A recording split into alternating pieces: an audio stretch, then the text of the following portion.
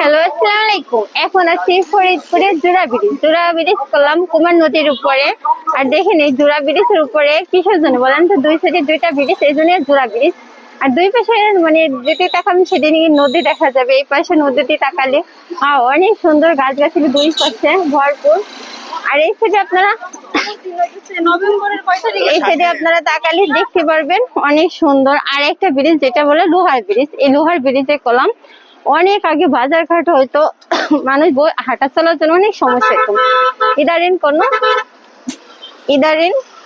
কোনো বাজার ঘাট নাই, মানে হাঁটাটা অনেক কি সুন্দর। আর জোড়া ব্রিজটা ভিডিওতে একটাই কারণ জোড়া ব্রিজটা অনেক সুন্দর, যেহেতু দুই পাশে রাস্তা, দুই পাশে অনেক সুন্দর মানে গাড়ি ঘোড়া চলার জন্য। আর মাঝখানে ছোট একটা রাস্তার মতন দিচ্ছে, মানে সবাই হাঁটা চলার জন্য, মানে হাঁটার জন্য দুই পাশে গাড়ির সমস্যা না হয়।